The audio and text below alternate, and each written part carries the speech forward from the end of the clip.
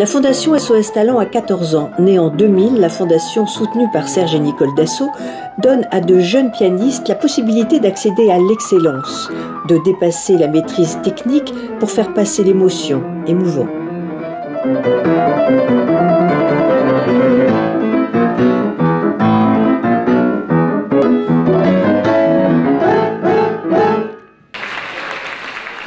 On peut dire qu'il évolue extrêmement bien et très favorablement.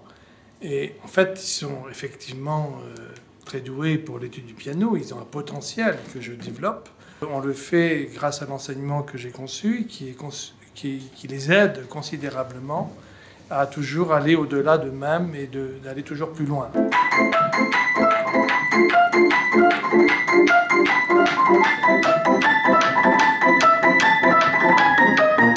Ils ont entre 11 ans et 13 ans et forcément ils sont déjà très en avance, on peut dire, sur une évolution plus normale. Mais ce qu'il faut, c'est conserver cette avance. Et donc il faut que chaque année, ils continuent d'évoluer. Ils travaillent dans leur pays entre chaque masterclass qu'ils suivent avec moi. Ils viennent à peu près tous les 3 mois, passer quelques jours, et ça leur permet, si vous voulez, de faire le point et de continuer à travailler. Mais entre-temps, ils travaillent avec des professeurs avec lesquels je suis en contact et qui les fait travailler entre 4 et 5 heures par jour.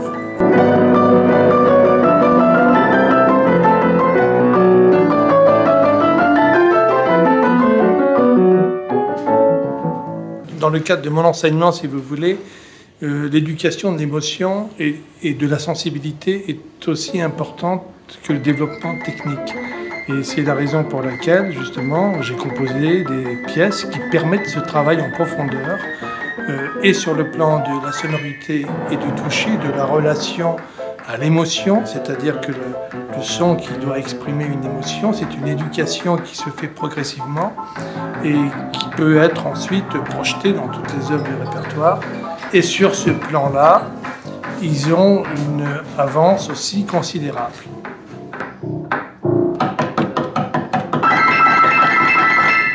Ils travaillent sur des textes que j'ai composés dans ce but, qui sont les prolégomènes à une idétique musicale. C'est une initiation à la culture de la sensation, si vous voulez. C'est entraîner la sensation d'éprouver, en quelque sorte, dans toutes les situations. Et les enfants, contrairement à ce qu'on pourrait penser, ils sont extrêmement sensibles. Et donc, quand vous développez l'imaginaire et que vous l'associez à une sonorité, eh bien, vous êtes en train de former l'artiste, c'est la formation de l'artiste.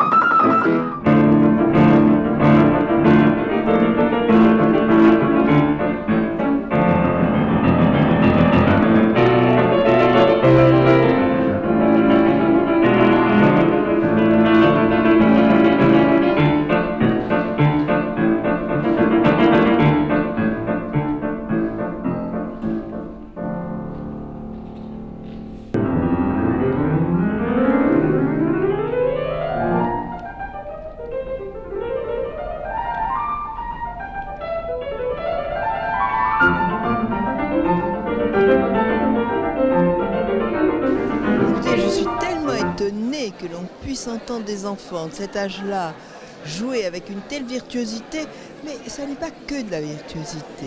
Il y a une maturité musicale stupéfiante, comme si vraiment ces enfants avaient déjà compris tellement de choses de la vie.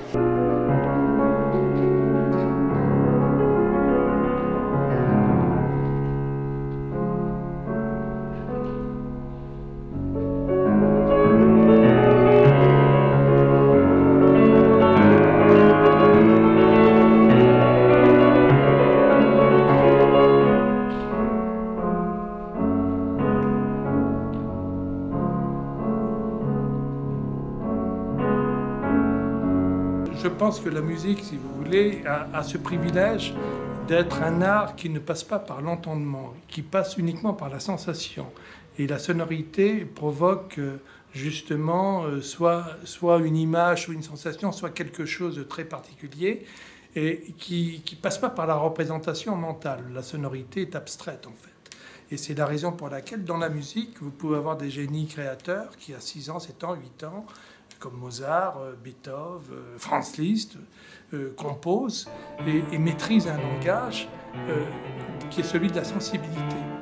C'est très particulier, effectivement. Et donc, c'est la raison aussi pour laquelle on peut commencer très jeune.